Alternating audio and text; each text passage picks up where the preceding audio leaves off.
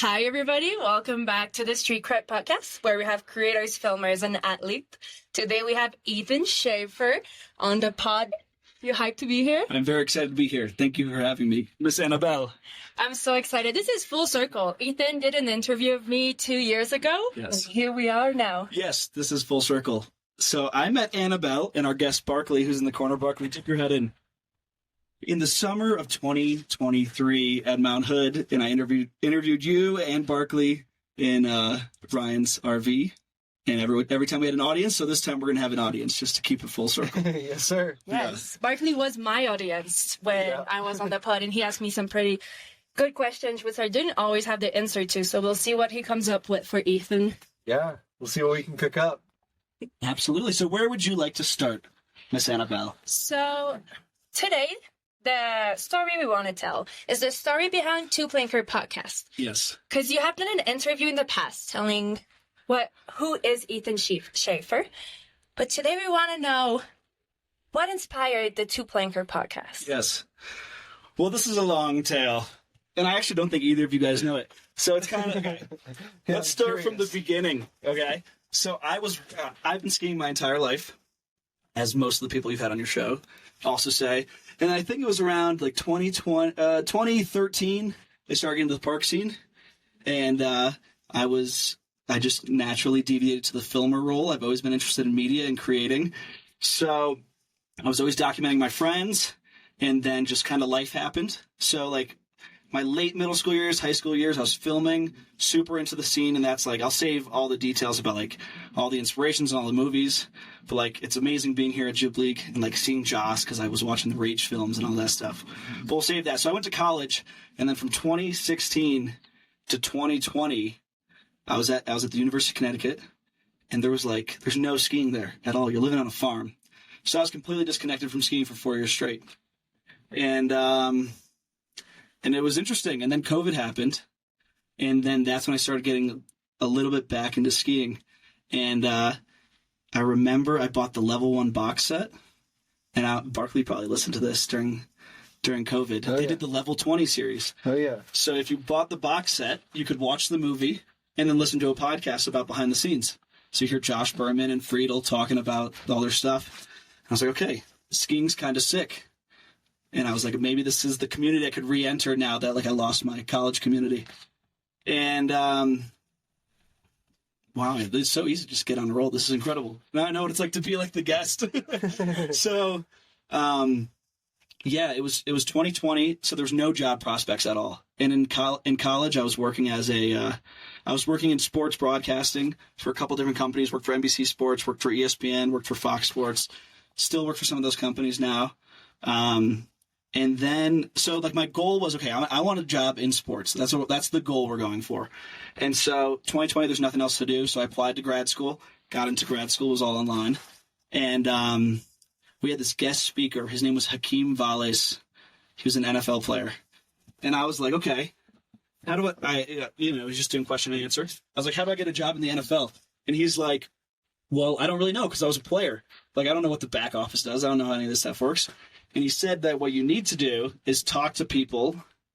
You need to get into the space that you want to enter, So you got to talk to them. Excuse me. But nobody wants to like offer their time with like a coffee date at this point, especially during COVID. So his advice, whether good or not, was like, hey, you should start a podcast because then you get to interview people. So you're offering them a service. You're offering them something of value. And then at the same time, you're getting their wisdom. And also you have a project to show for it. So I'm like, okay, that's kind of cool. So I took that idea. I'm like, okay, I'm going to interview people that are in the sports industry, and particularly like TV people, people working in the major leagues, whatever. And then part of that grad school program, I'm trying to keep this all correct in my mind.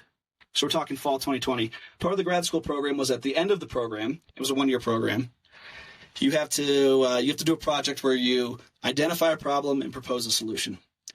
And so again, that Level 1 podcast, they had just had Andy Perry on, and Andy Perry was like, skiing's bad for this reason, skiing's bad for that reason. So I was like, okay, this guy obviously can identify a problem. Let's see if he can propose a solution. And part of that project was you had to interview people that, like, just experts in the field. You know, you had to get like 7 interviews, have like 20 sources. So I hit up Andy ahead of time because you have basically the whole length of the program to work on this. So I hit up Andy. I'm like, hey, I need to do an interview for this project. Can I interview you? So I interviewed Andy. I'm like, okay, that was kind of fun. So there's one episode of the podcast right there. Had another class where I had to do a different interview because it was just, like, podcasts are just like a popular medium. So all the projects in this program kept on leading back. It's like, oh, interview this person, record this, record that. So I interviewed my buddy that works at Barstool Sports. His name's Dan DiOrio. Shout out Dan. I don't have enough time to go into it, but Dan helped me out a lot in my career. And he's known as Spider. He's Dave Portnoy's, like, right-hand man. Yeah, so he's deep into the Barstool world at this point. So shout out Dan. I love Dan. Went to high school with him. And so I interviewed Dan, and then I interviewed, so I was like, oh, I'm kind of on a roll. This is cool. Let's, like, keep interviewing people in the sports scene. I have Andy Perry. I have Dan. I interviewed Connor Clayton. And then... Who's Connor Clayton? Great question, Barkley. Thank you. Not everyone will know. Connor Clayton is the marketing director, I believe, or he's an important marketing figure for Line Skis. He grew up at Ski Sundown, so it was an easy connection. And yeah, so I interviewed him, and I kind of got on a roll. I was like, who else can I interview that works in sports? Lupe also went to my hill, so I interviewed Lupe. Lupe who? Lupe Haggerty. Thank you, Barkley. And then I reached out to a couple other people in sports. Like, I reached out to this guy Paul, who, like, works for the UConn basketball team. Because he's like, okay, he's like a basketball manager. They end up winning national championship, like, under his tutelage. So it was, like, very cool guy. But he was, like, too busy at the time. So I just kept on interviewing skiers. And then I was like, okay, I'm realizing as I'm recording these that the only people I want to talk to are skiers. So I think by, like, episode 6 of having my own podcast, I converted it to a ski podcast. And yeah, so that's kind of that was a lot of information all at once. So we could pause there. But that was kind of how it got started. It started as a school project that also doubled as, like, a career progressor. And then I was like, okay, I literally only want to talk to skiers. Like, I don't know what I thought I would do for my career otherwise, but I realized, like, okay, I want to talk to skiers. That's the most entertaining. So I kind of abandoned my original plan, and then it turned into something completely different. Having Andy Perry as your first guest is pretty cool. Yeah.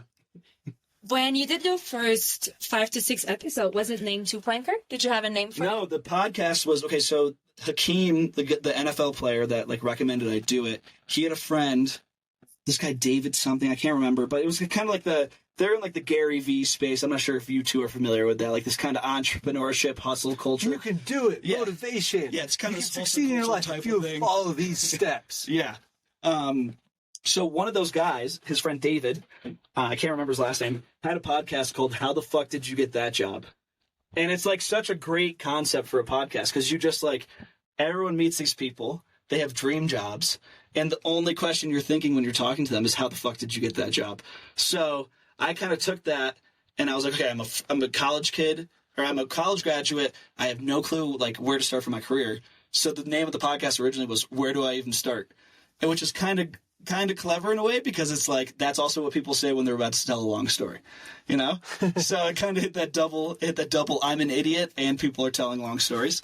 But then by the time, once you get, like, 6 episodes in and, like, 4 out of the 6 of the people, or maybe even 5 out of the 6 of the people are in skiing, I'm like, okay, this needs to change to a ski podcast. And I remember it was like, so I started November 2020, and then it was like by February 2021, I got the 6 episodes done. And I was on a road trip. We took a family trip to Key West, and me and my sister were so sick of being, like, cooped up during COVID. So we're like, we're just going to drive back from Key West to Connecticut. Like, fuck it. We want to, like, there's literally nothing else to do. And I remember on that drive, driving over the bridge from Key West back to, like, mainland Florida, I was thinking, like, okay, what are some, like, clever names for ski stuff? Because, like, the Bomb Hole was already popular at the time. And I was like, that's an extremely clever name. It's kind of like an inside joke within snowboarding. It's fun. So I was, like, going through ski stuff. And I remember my friend Grant Harris, like, one of my best friends growing up, he was a snowboarder at the time, switched to skiing. But we'd make fun of each other on the mountain because he's a snowboarder. He's slow and all this shit. And he would always tell me, oh, get out of my way, you two-planker. and like just rag on me for being a skier. And I was like, oh, boom, there's a funny little inside joke within skiing. Maybe not that funny, but it's like a kind of inside joke within skiing. And so I remember on that drive, like while I'm driving, looking it up to see if that name's taken by anything. And then I was like, oh, perfect. So I just went in like the RSS feed, changed everything, and then and went from there. So that's when it officially became like transition from like, okay, we're abandoning the careers podcast idea. I think if you still go on Spotify, like the little tag that says like what category your podcast in, I think that still says careers, even though I've tried to change it over the years. But that's why that's there, and that's why like some old data shows like the old name of the podcast. I mean, career works because now you have interviewed so many great skiers, so many great filmers as well, old head, new heads, and it's all their full career. Yeah, it is. It has turned interesting because like it turned from like something that I'm like I explicitly set out with the purpose of like trying to gain something from it, and now I've spent hundreds of hours on something that like I have no desire to have a career in skiing, even though I'm like I've accidentally fallen my way into it being like a vertical in my life. So it worked out in like a roundabout way, but yeah, the podcast has not helped my actual money making career, like literally at all. But so it's been a lot of effort for like a hobby, pretty much. Yeah. Well, you've made a little money on the podcast. Yeah, a little bit. I would be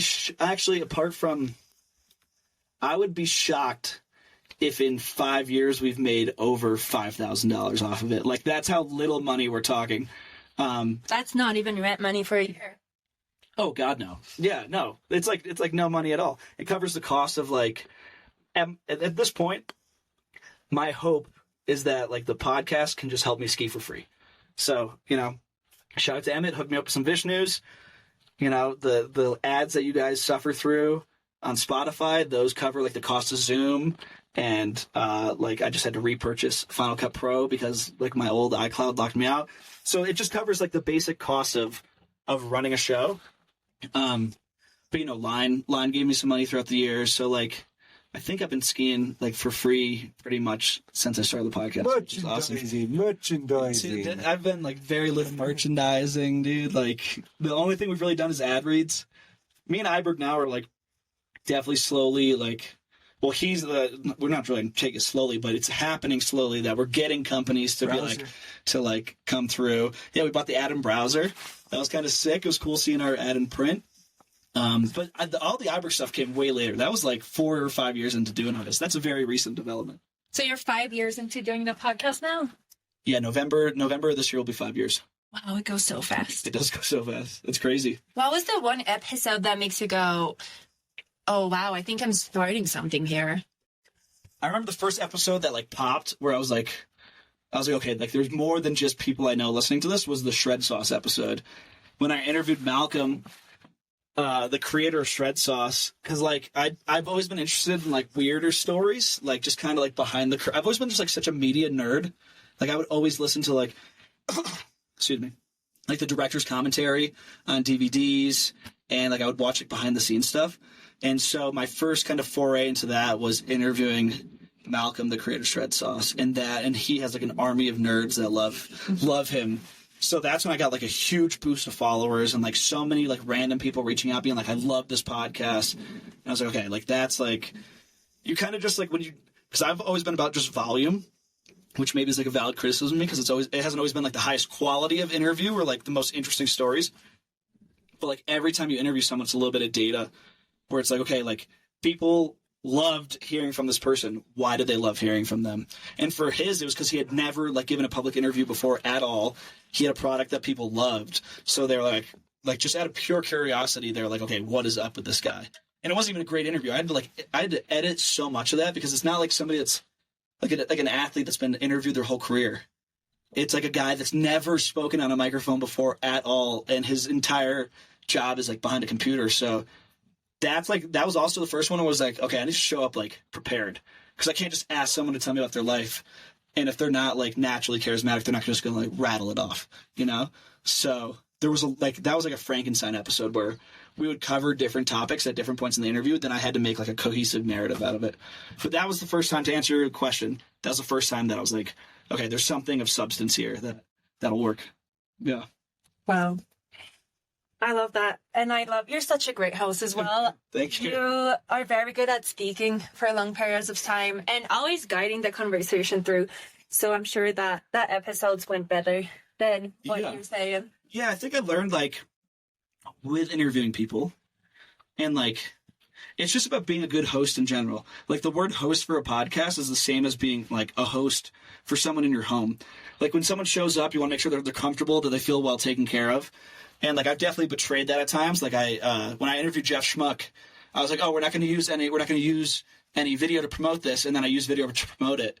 That's not being a good host, you know? And he hit me up. He's like, oh, like, I would have dressed better. I would have had a better background if I knew I was going to be on video. And I'm like, okay, that's, like, me not being accommodating to my guests. Like, that's me not being a good host, the same way that if somebody came in your house and you treated them poorly, they would walk away from that being like, oh, my God, this guy's, like, a shitty host, you know?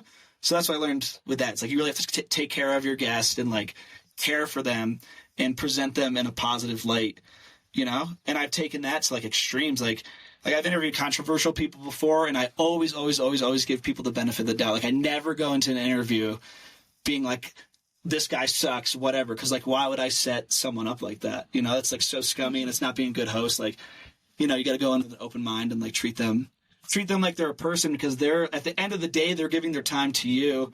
They're not seeing any money from it. Like, I've never paid anybody to be on the podcast. So that's, like, just another, just, like, line of thinking, or just, like, something I've learned through doing other podcasts. When you talk about controversial, I think one of the most controversial was Ant Killer. Mm-hmm. How did that one go? Yeah, I interviewed Chris, like, at, like, the peak of people, like, hating him and being mean to him, and like, you know, if somebody had a negative interaction with him, like, they could, you know, they could have whatever opinion about him that they want. But I went into it thinking, like, I don't even disagree with everything that this guy's saying. I agree with a bunch of things. I disagree with some things. And I was like, I just want to know what this guy's about. So I just went in with an open mind, and we had a great 3-hour conversation where I just saw that he's not like some black and white figure, and nobody is. There's like so much gray. So that was, I remember I had somebody reach out to me, and this is when I had like 400 followers on Instagram. Like, I was like, this was still like a very small operation at the time. I posted a thing. It was like, hey, viewer questions. We're going to interview Chris. And somebody reached out to me, and they were like, you need to press him on X, Y, and Z. And I was like, dude, shut up. Like, don't tell me how to run my show. I'm not going to have somebody on just to, like, grill them, you know? If you want to have somebody on and press them about their beliefs that you don't agree with, have your own show. Like, I don't run things that way, because I'm not, like, a journalist. Like, I'm not trying to, like, get to the bottom of something or expose someone or, like, change the trajectory of their career. I'm just here to, like, share a conversation because I'm nosy. I'm, like, super nosy. So, like, if, like, somebody's willing to let me in their business and, like, just, you know, answer any questions that I have, that was my goal. So when somebody reached out to me, when I was, like, still, like, just a little tadpole in, like, the pond of media, and they're like, you need to do X, Y, and Z. It's like, dude, like, no, not doing that. But yeah, like, when you interview controversial people, there's gonna be people that, like, have, like, an expectation of how you behave. Like, I think on season 2 of Old Head New Head, we're gonna interview Ahmet Dadali, and, like, there's zero part of me that's gonna go in being like, oh, this, that, and the other thing, I disagree with you on this. First of all, because I don't disagree with him on many of the things that he has to say. And also, it's like, that's just not my lane, you know? You make whatever lane you want. Yeah, and being a great host is letting the guest speak for itself, and then you learn everything about them, and that's what the audience wants, just knowing more about the athlete. Yeah, exactly. I think this is, I mean, especially, we're going to a party tonight, and so you might notice this if you get in a deep conversation with someone, but if you just let people talk, they'll start telling you weird, deep things that they might have never told anybody before. So, like, one of my, like just kind of core tenets for the podcast was, like, ask a question and then just shut up and listen for as long as possible, and then just see where it goes. So that's kind of, people have different approaches. I know people get upset with Iberg for, you know, butting in, but, like, that's just his style. Like, he sees a way to enhance the conversation in his eyes. Some people disagree. Some people think that it's, like, steering in a different direction. But, like, my style's always been shut up and listen. But I'm sure if I had 20 extra years of experience, I would want to jump in and be like, hey, I can relate to this because of X, Y, and Z. Yeah. Yeah. 20 years experiences. Yeah. Is a great thing. So you were sponsored by Line for the podcast for some time. Yeah. What inspired the switch to Vishnu? Honestly, like, I've always loved the Line guys because, like, Connor and I grew up the same hill, so there's like a natural connection. And then Jake, I became great friends with Jake over the years. And then it just kind of fizzled. Like, everything runs its course. We did it for like 4 years with them. And then part of that ad deal was doing interviews with their athletes, because it was perfect timing. You know, you interview the athletes, release it in the fall while they're selling skis. It gets people excited about the athletes. It gets people excited about Line. And then, like, we kind of just, you know, you go through the pool of athletes. They were having, like, budget issues. And then it just, like, kind of naturally fizzled. There was no big, like, oh, no, we can't do that, or, like, we don't like what you're doing, or me saying, like, I don't like what you guys are doing. It was just time to move on. And I always had a great relationship with Emmett.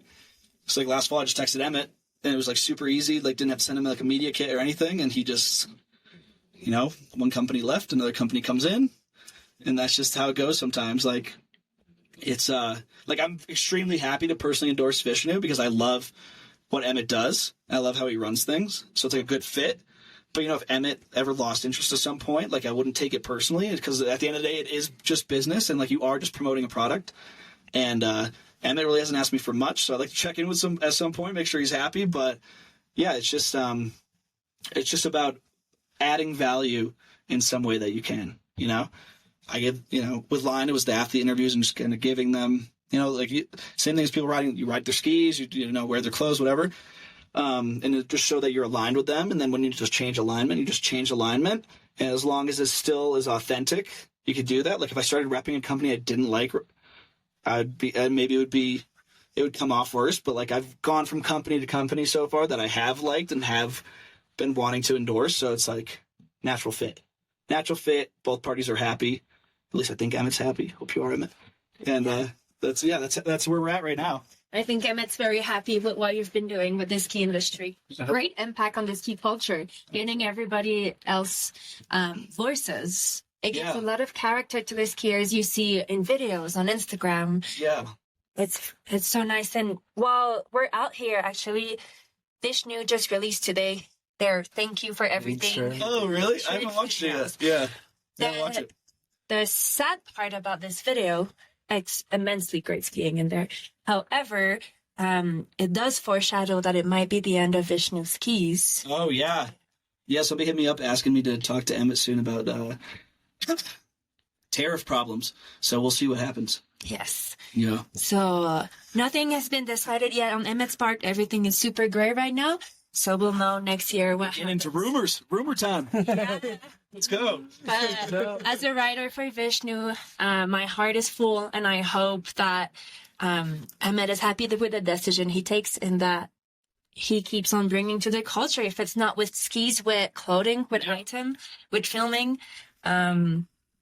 he just will always be such a big part of my ski career and other Vishnu ski career, and even people that are not on Vishnu, just such a big. So, I mean, just to stick on Emmett for a bit, he was like maybe I'm forgetting somebody between Malcolm and Emmett, but Emmett was really when I was like, okay, when I interviewed him and made some funny promo for it, that's when I was like, saw a lot of positive feedback and saw a lot of engagement. So, okay, that's when I struck a chord. That's when I first, like, really, truly struck a chord with the ski industry.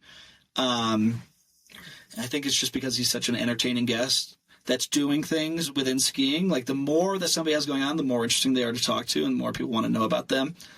But then he's also kind of like a multidisciplinary guy. Like, we talk about the most random crap when he comes on the show.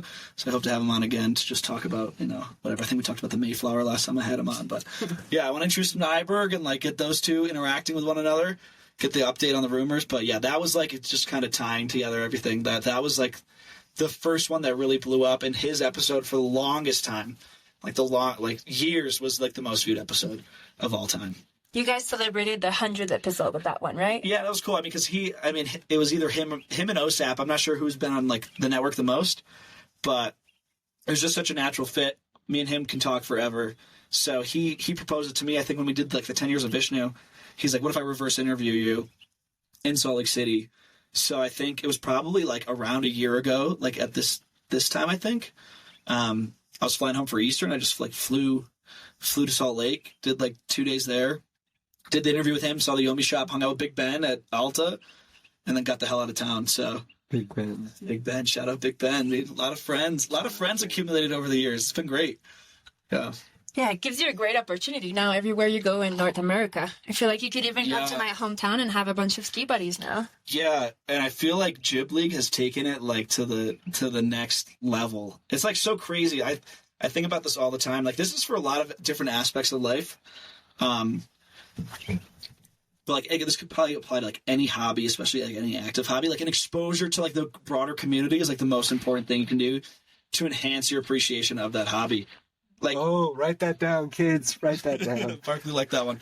Like, growing up, and you know, Annabelle's lucky to be from like the mecca of skiing in Quebec, but like Barkley grew up in Alaska. I grew up at a small hill in Connecticut, and so when you're in like those kind of isolated communities, skiing feels like such like this magical thing that's just like so out of your grasp, and like all you can do at home is imitate what you're seeing in videos and in magazines, and then so like just tapping into the greater ski community.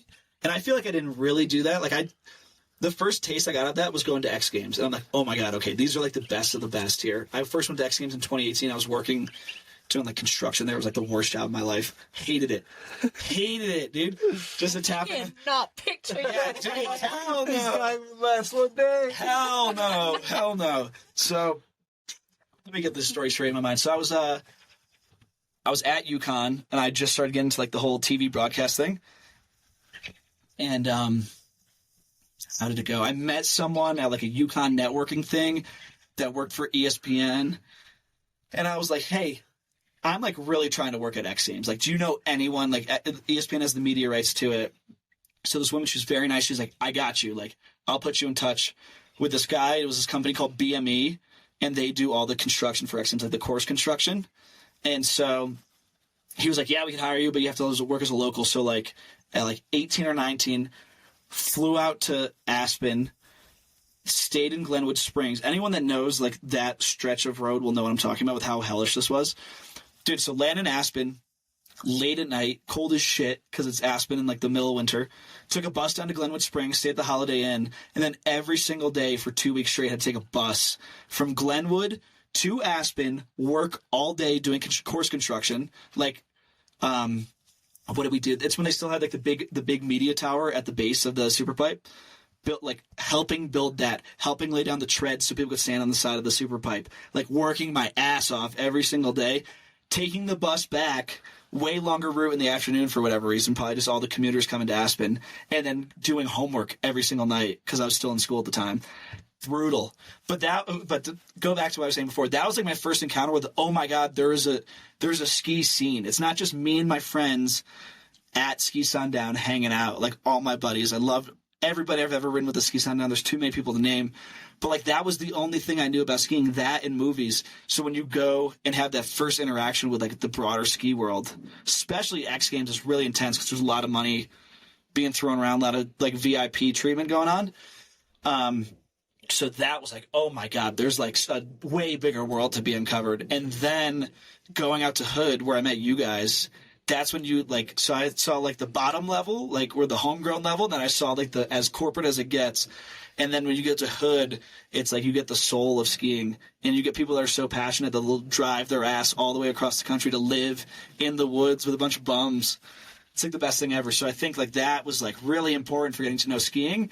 And then those sorts of experiences add on top of each other. Because then it's like, oh, I saw you at X Games. Oh, I met you at Hood. Meet this person I met at X Games. Oh, now we're all at Jib League. This is sick. Let's go meet these other people. And then it just keeps on compounding. And then it's the same thing as moving to Salt Lake City. It's the same thing as moving to Summit. It's like you just tap into a broader community of people from all over the place. So, and the podcast has obviously facilitated that. There's been so many people that I've interviewed, and it's so rare that the first time you talk to someone, you sit down with them and find out everything that's ever happened to them for 2 hours straight. So you show up and like you just know them like right away. Like Ryan, who's in there interviewing Ian Osby right now, I'm not sure which will come out first. Like I didn't know Ryan at all until I interviewed him, and then we meet each other at Hood for the first time, and it's like we're best buds. So There's some magic. There's some magic in the ski community. Just some magic on the volcano, folks. Yeah. Hood is like, if I could recommend like one thing for anyone, like either trying to engage with skiing in a more profound way or like have a good time or to like actually make it in the ski community, just go to Hood because that's when you'll meet all the people your age that are on the same wavelength. And then things just naturally go from there. Like just being aligned, like just figuring out what's important to you and then taking actions that align with that vision. That's how you actually make something happen in skiing. You can't just like sit around and like, not that I wanted anything to happen in skiing. I just wanted to have a good time when I went to Hood. But like, that's how things just naturally happen because you're with similar, like, you know, people that have the same ideas. And then it's just fun to create things. Like we and then a couple other people did like a great podcast series when we were at Hood. And like, I didn't go in planning that. It just like kind of naturally came about because we were all on the same tip and all wanted to do something fun. It was so organic. Yeah. And for myself, it was my first podcast. And I was super excited. Yeah. A little bit drunk. But super excited. Speaking of drunk, Barkley took your head in here. This guy got hammered. No, he was so that's true. I was just nervous. I wasn't drunk. I was just nervous. You're so good at talking that you were just like, you white now and Barkley was loosened up by the time you got in the podcast studio. No, I was just nervous, folks. But you did great. You did great. You did great. You guys both did great. Like everyone that we had on, we had you two, Pucciarelli, Chris Bechtold, and I think Ryan as well. Like Ryan was the first one that kicked it off. So we did 5 interviews in 5 days. And everyone did such a great job, and like none of you guys had been interviewed before, so it was like. And you made it seem easy. You made it seem like it wasn't a lot of preparation. Which did you prepare notes or anything before all of it? No, like I mean, we were all like 25, 26, 27 at the time. Like, you know, there's only so much life you could have in those years. So I was already kind of talking to everyone that week. I was like, let's just let it rip, you know, and that's what we did. And, like, I got to pick Barkley's brain about being from Alaska. Like, yeah, that's awesome. Got to talk about, like, your Arctic stuff. Yeah. Like, there was so much natural content that it was, like, you didn't have to force anything or, like... And, like, I'm of two minds about that. Sometimes it is good to prepare, especially if you have somebody that's, like, had this illustrious career with, like, so many different facets to it. But then sometimes it's good to just wing it. So there's, like, no... Like, I know there's some people are like, oh, do you prepare, do you not? It's, like, there's not, like, a one-size-fits-all for interviewing people. And I know you're mostly a one-man band, but you do have some people which you delegate work to. Yeah, I think that's kind of fallen off lately, for sure. Like, back when it was just me doing things. Shout out Hunter Ziner, Ski Sundown kid. He was my friend's younger brother growing up, so he'll always be very young in my eyes, even though we're only like 2 or 3 years apart. He would help me a lot. He would do all the show notes before YouTube like really started doing them on their own. So he would listen to the podcast, and then he had an Excel sheet Google sheet, and he would put the info in there. He would help out. Katie Collins also helped out. She likes to do a little research. Huey helped out with some research. Like, there's been people along. And I'm sorry if I'm forgetting anyone, but those are like the 3 that definitely stand out in my mind. Is like they've helped over the years. Like Hunter's always been kind of like a rock of doing show notes, and I think he's kind of grown out of it and started doing his own thing.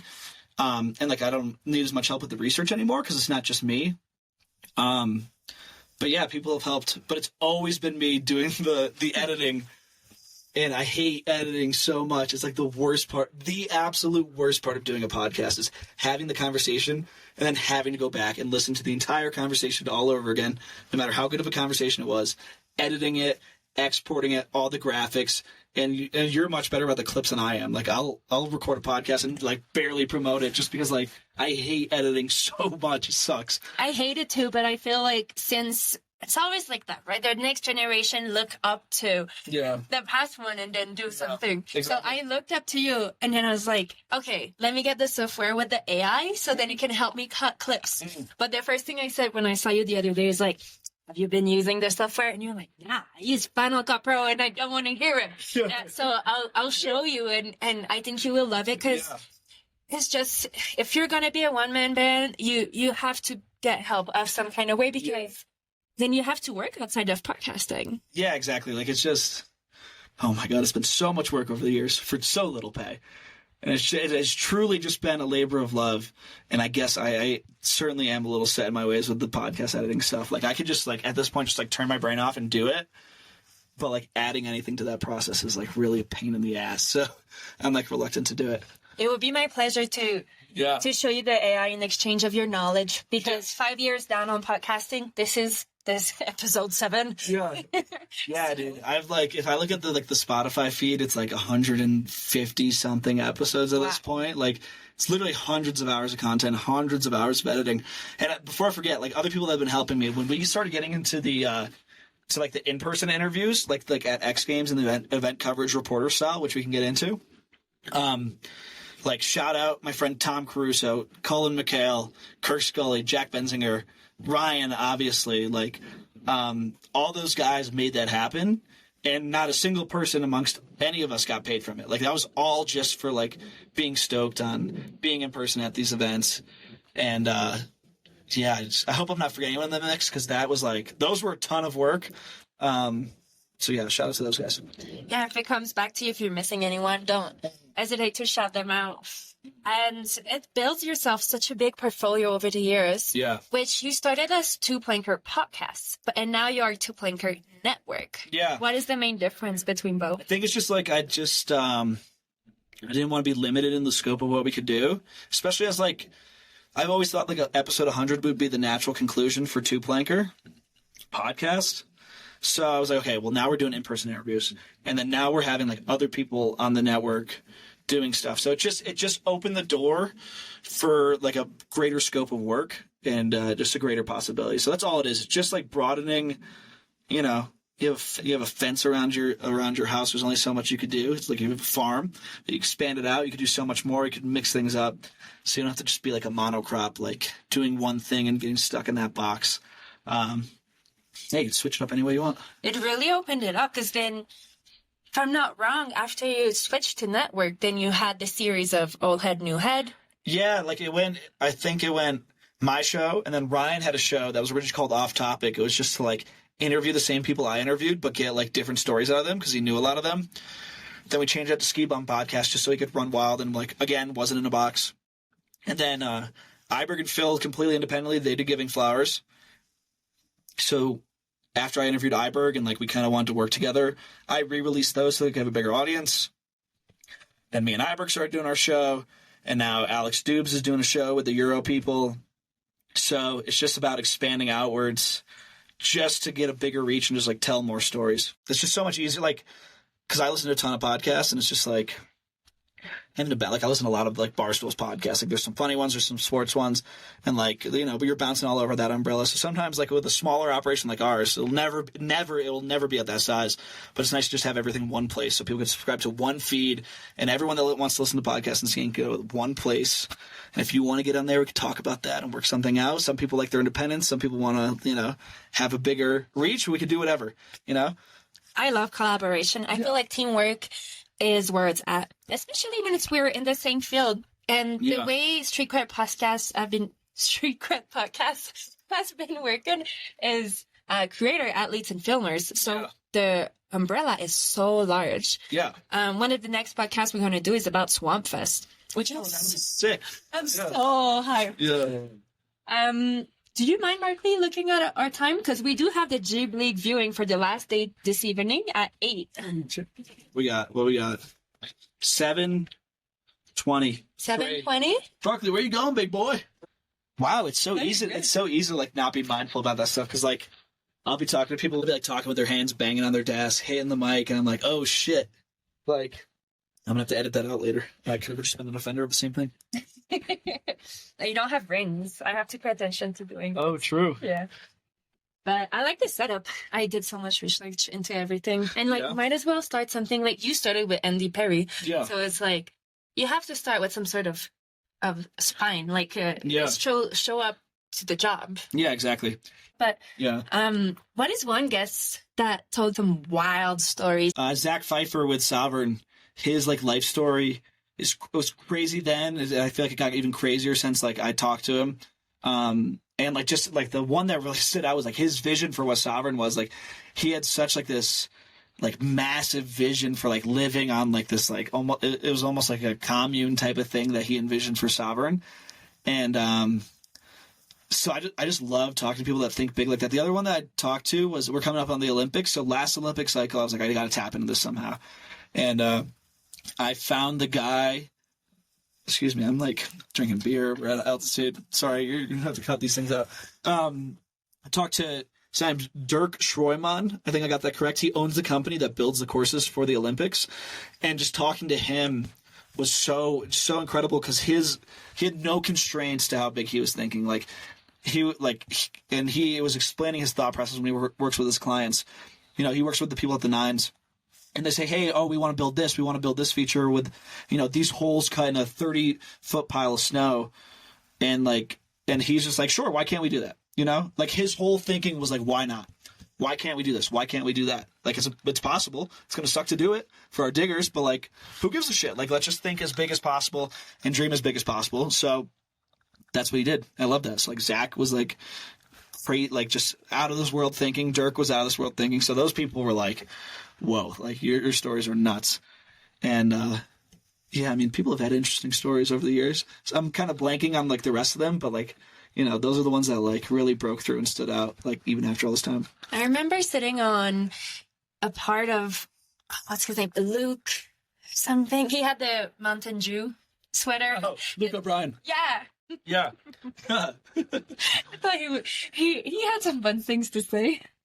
Yeah, the funniest part of that whole thing was he was I'm Jewish, and he was making Jewish jokes the whole time, and I assumed somebody that comfortable making Jewish jokes was Jewish, and then at the end it was revealed that he's not.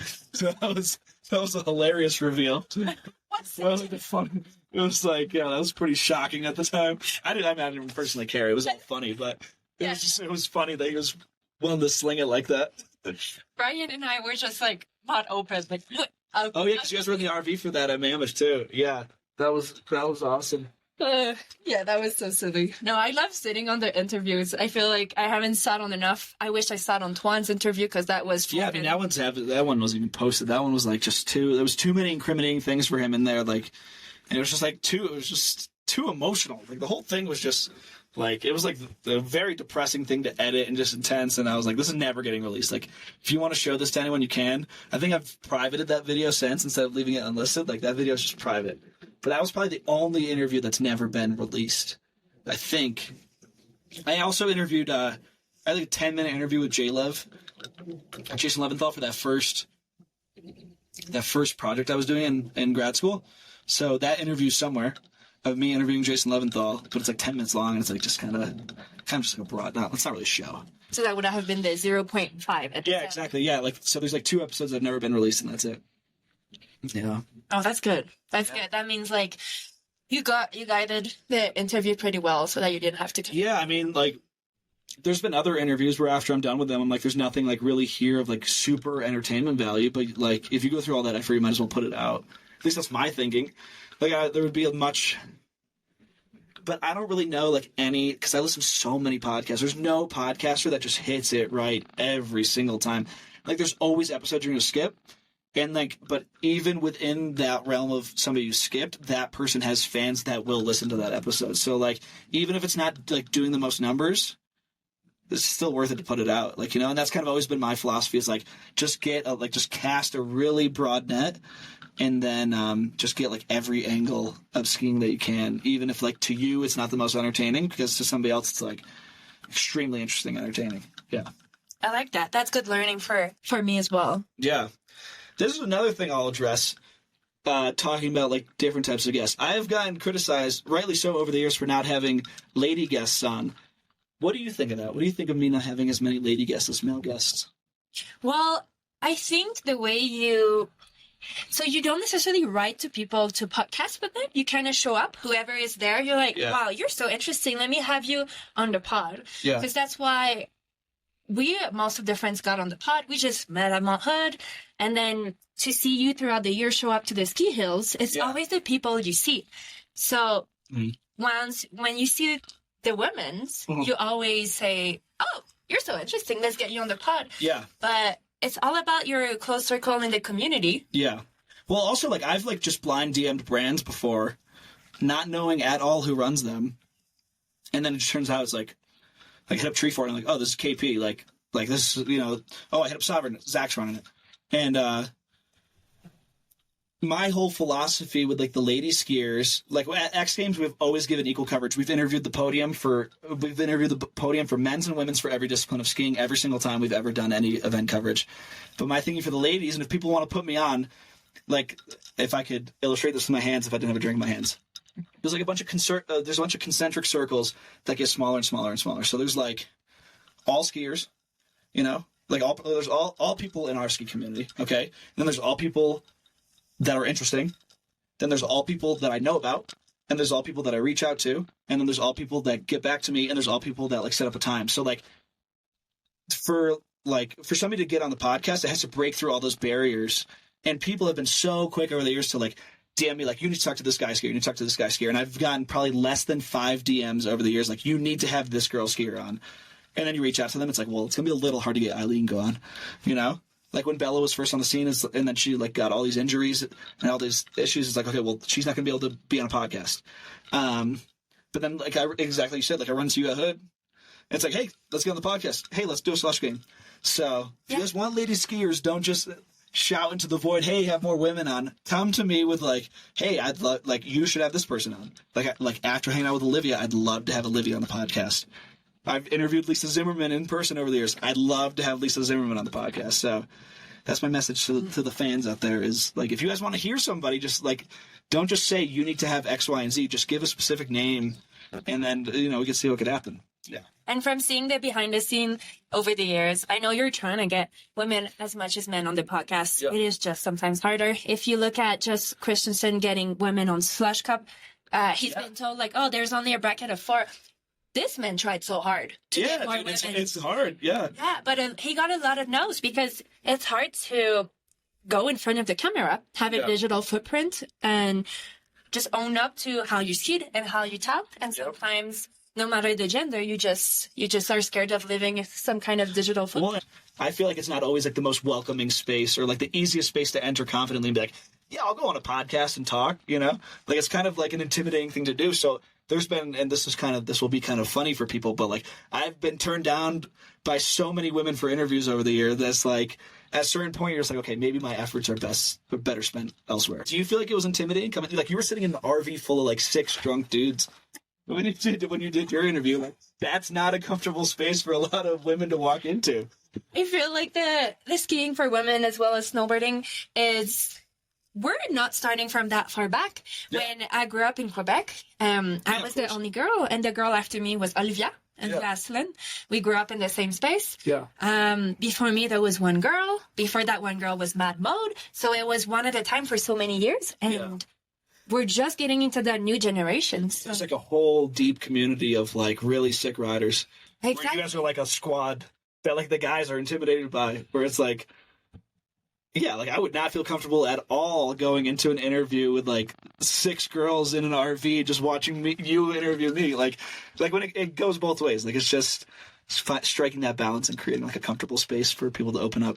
For us girls who grew up with mostly guys circle and improving with guys, we're comfortable with it, and we're also comfortable with all girls. A mix, a little bit of anything. And Olivia mentioned it in the Jeep League, which I'm sure you sat on, but she was like, Woodsy asked her, what did you get inspired by? And she said, well, all the guys I grew up with doing moguls and acrobat skiing. And it was just like, that's how we call it in Quebec, acrobat skiing. Aerials. Aerials, yeah. But yeah, that's one of the first people she mentioned. Yeah. And it would be the same for me.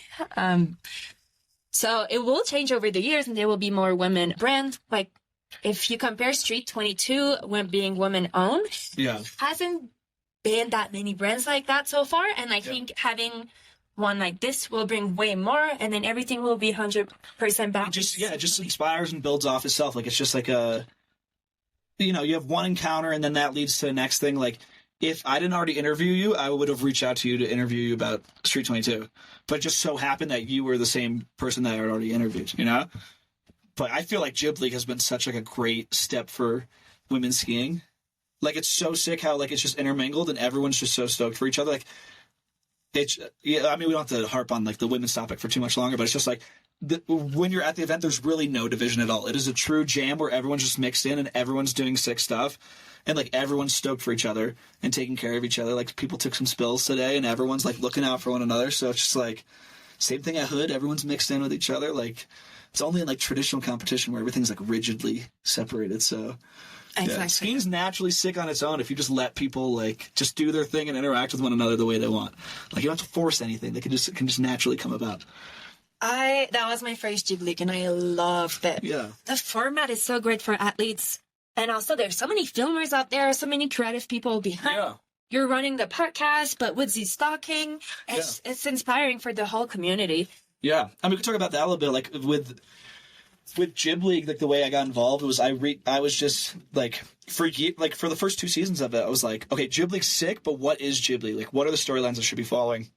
And they had the documentary, and then I eventually just reached out to Woodsy, and I was like, dude, there should be a podcast about this. Like, there should be some shoulder programming, to use like a TV term. Like, there should be like a pregame show, a post show. Like, get the storyline going of what Jib League's about. And I've loved it so far. I think Woodsy's happy with it. Hopefully, we do it next year. But I just sit behind the camera, produce it a little bit, throw some questions in when there's like a lull, and it has been like an awesome experience. Great enhancement to Jib League, I think. People have loved it so far, so hopefully keep doing it because it's been so great. I'm very happy to be here, very thankful. Thank you, Woodsy. I'm not sure he's a big podcast listener, but you know. But he's a good podcast host. He's a good podcast. I mean, just naturally charismatic, you know, British accent. Can't go wrong. Yeah. Can't go wrong. And yeah, we were just watching the one with Olivia and Mikkel. That was when Alice and Alec, when they have Soft Cup, were preparing for their podcast. And yeah, I love that Woodsy tell his own stories as well. Yep. Like going up to Evan's dad and saying, stop stealing Evan's skis. And Evan's dad's like, oh, that's my son. Yeah. This would crack me up. Yeah, it was so funny. Yeah, I do think that in terms of like a podcast host, unless you're like truly willing to like, unless you're good at asking questions and then good at like just sitting there and listening, having a podcast host with experience, like that's why the Bomb Hole's done so well. Like those guys have years and years and years of intimate knowledge with the sport that I don't even pretend to have at all. Like there's so many interviews where I show up not knowing something obvious, but to bring it back to what we were talking about earlier, like when I interviewed JoJo, yes, JoJo was like, dude, what's your street creds? Like, why, you know, moment where we named the show that we're on right now. But he was like, yeah, like, why do you have what is your clout and, you know, your stamp of approval to be interviewing these people? And my answer to that was then and has always been like, I'm just a fan and I'm asking questions that from my perspective as a fan I want to hear. That's why I have the viewer questions, because I want other fans to be able to ask their questions. Like if I want to go on and chop it up about, you know, spending 40 years in the ski industry and knowing ins and outs, first of all, I'd have to give my life to skiing, which I'm not willing to do because I feel like that kind of detracts from my enjoyment of skiing. But like I would also not be able to do it until I'm like in my 40s or 50s. So sometimes it is good to have somebody that knows nothing at all to just go in authentically and being like, hey, I don't know anything. Let me ask you about this. And it might be the most obvious, like, stupid question in the world, but there's guaranteed to be other casual fans out there that don't know, you know? And if you want to nerd out, like, there's other podcasts for nerding out, but, like, sometimes it's good. Like, I like just, like, casting a broad net, seeing what I can get, and then if I, like, the more I learn, the deeper you can get. Yeah, well, now 5 years deep, you've learned more than a lot of people in the ski industry while listening to all of those stories. And you have also a greater impact in the ski industry itself by giving everybody a voice so you can give yourself some credit. And then JoJo's also a character, so you can't. Yeah, me and JoJo are great friends. Like I didn't take. He had a valid point. It was like a funny question with a valid point that I didn't take personally. So like, you know, it was no hard feelings, even though he's a shit talker. But I like that about him. Like he's an interesting character. Yeah, if you look at the comments he leaves on Instagram on some most posts, you can guess that. He's wilding out. Not everybody loves it. I love it personally. He's doing right now with Surface. They're doing a battle with New Schoolers. So it's RMU, Surface, and There's a third one. Why am I spacing out? It was going to be ON3P, but they didn't do a video. So it's just, or they did a video, but it wasn't up to snuff, so they didn't publish it. So it's just RMU versus Surface, which is even funnier. Yeah. Yeah. RMU's coming. I think RMU is going to win. I know. Even though I want Surface, like, shout out my Surface boys. I love all the guys on the team and the guys that run it, but I think RMU's got you guys beat by a lot. Yeah, you should see Jojo's comment on the post. He's like, I did not car, blah, blah, blah, blah, blah. And I'm just like, oh my God, low-key entertaining. Like, it is entertaining. When it's not directed towards you, the second it's directed towards you, it's like the most infuriating thing ever. Yeah, I don't. Unless you have a good sense of humor about it. Yeah, you just want that smoke. Yeah. I feel like I already get a little bit of smoke sometimes just because I put myself out there with the podcast with Street 22 throwing contests, and then people always have something to say. Yeah, so it's part of like putting yourself out there. Like you'd much, at least my opinion, like some people are just comfortable just kind of doing their own thing. But I throughout my whole life would always rather be the person in the arena rather than the person in the stands, critiquing it. Like especially in the ski world, like I've always loved to like just make something, even if it's not like the best thing in the world. Just making something is fun because like I don't know, just that art of creation is great. It's like we could I won't keep it too deep, but I think that's like as humans, that's like our most fundamental drive is to create something, and like the most basic thing that people create is other people. So it's fun like when you're not making other people to like just make something, and it's just a natural drive. Like I saw this online somewhere the other day, but like it sucks that art is evaluated as something that you're good or bad at rather than something that just people just do, because that's what people do. People create things. So yeah, I've loved giving people a voice that are, especially the ones that are creating things. Like, and that has been such a theme for Old Head, New Head is like, yeah, you're sick at riding, but like so is everyone that we're talking to. Like being a great skier is like a prerequisite for being on most podcasts. Like what else are you doing? Like what are you creating? What are you doing with your opportunity? So shout out to people creating stuff, even if that means that you're putting yourself out there and like you might just eat shit and people will make fun of you, but it's like so much more respectable than, in my opinion, than just doing nothing. Like contribute something to your community. Give back a little bit. Yeah, you have to give back. Otherwise, you're not. I mean, I feel like you're not necessarily a full-rounded athlete. Even if you're just like all you're contributing is good vibes and beer for the people around you, like the least you could, like if you're not gonna do anything else, just show up and be like a great person to be around. That's like awesome to be there. Like you're creating a vibe at the very least. But dude, if you're not giving anything, then all you're doing is taking, and that's kind of lame. Yeah, and even creating a good vibe is giving back because you push people to feel great and then push harder. And then you see how Ghibli like just sitting on the sidelines and like somebody getting themselves psyched up for like the people just sitting in the stands, like just them setting that positive support and like belief that they can do it. That's giving something. So it's easy to give something. Yeah, and I feel like everybody's been very good at jiggling for that, and through the years also of us traveling during the Loop Gang.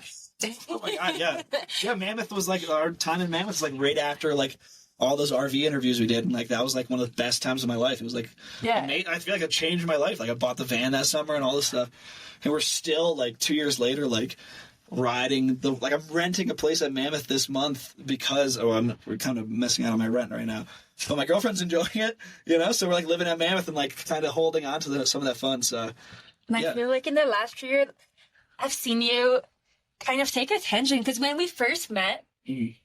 You were more like a little bit, you did frat in like I was like I was like fresh off of college, like I was just like showing up, like just like everyone shows up to party at Hood, but like I was just like unsure of where my life was going. I had like some of my career figured out, but I was like, who do I want to spend my time with? How do I want to spend my time? Where do I want to spend my time? Those were all questions that I was asking myself then, and like I'm just starting to like figure out those answers now.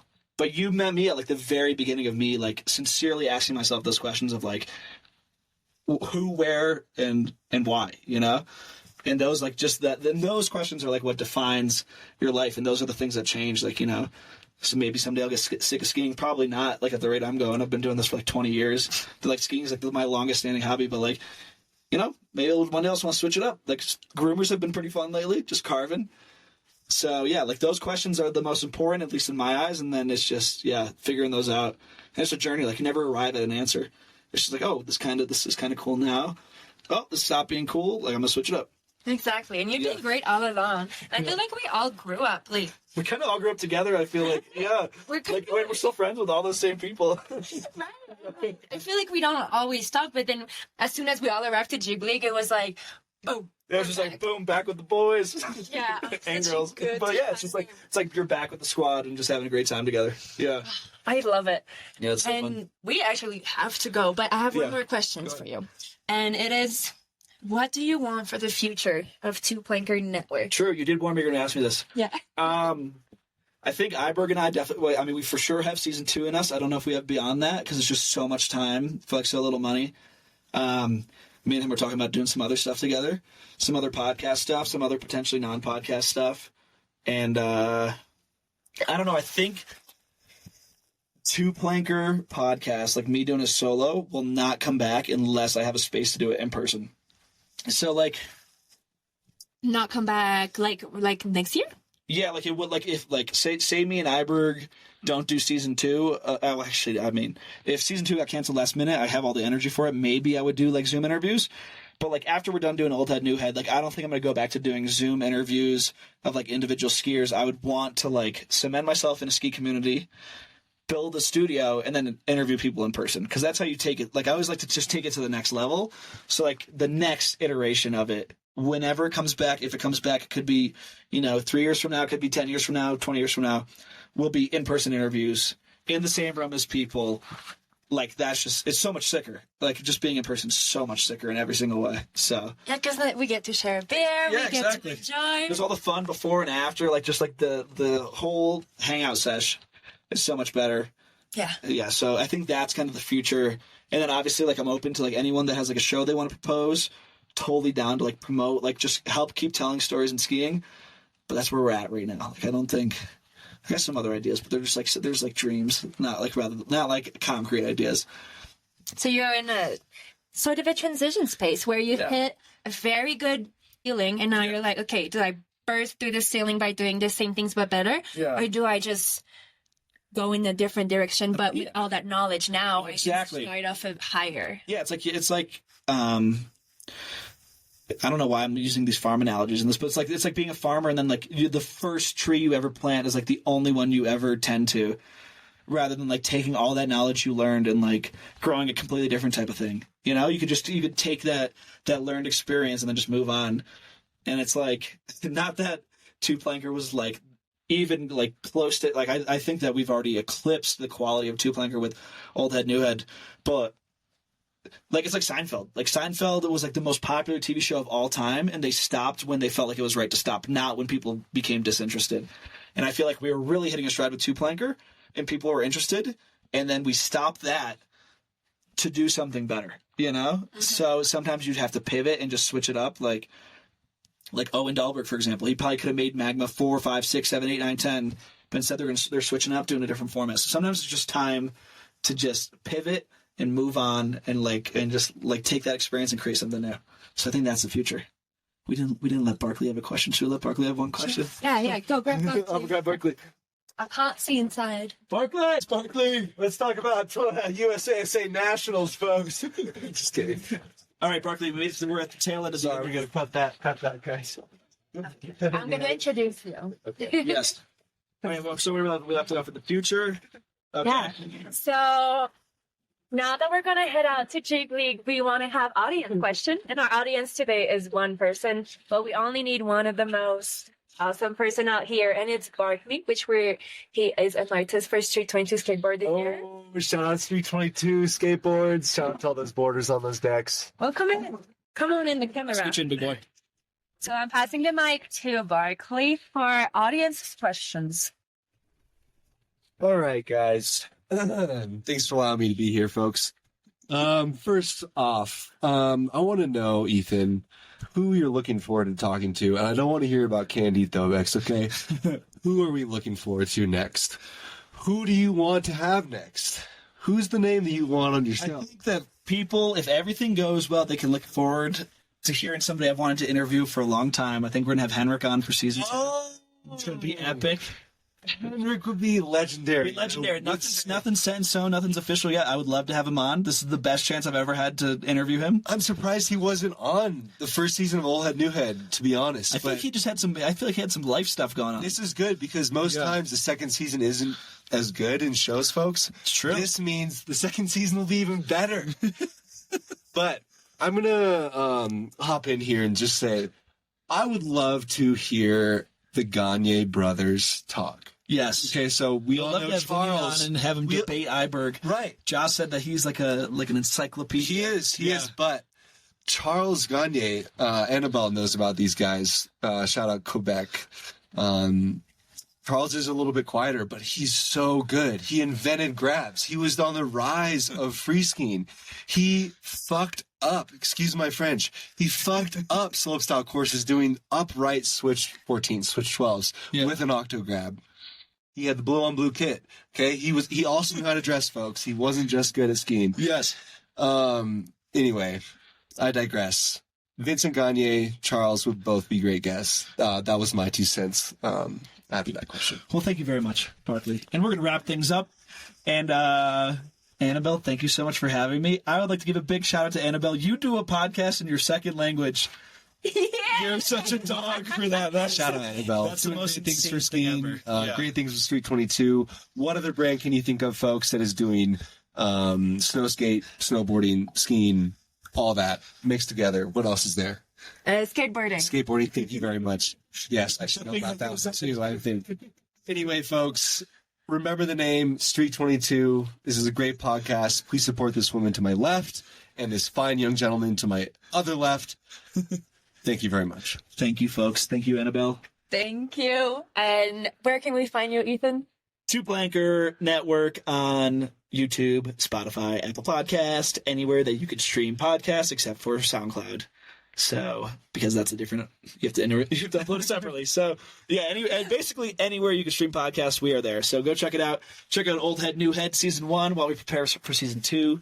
Check out all of Annabelle's stuff. Check out Jib League Radio, which is the reason I'm even here in town right now. Shout out Jib League. Best club in the scene right now. Come amazing. on, forget about it. Yeah. Don't forget about it. Shout out everybody. Shout out all our friends. Love you all. Awesome. Thank you very much. Merci beaucoup. Bonne soirée. Beautiful. Oh my God. We're gonna be late. Yeah, we're definitely going to be late. So late. Are we late? Oh, we got to be there in 8 minutes. Shit.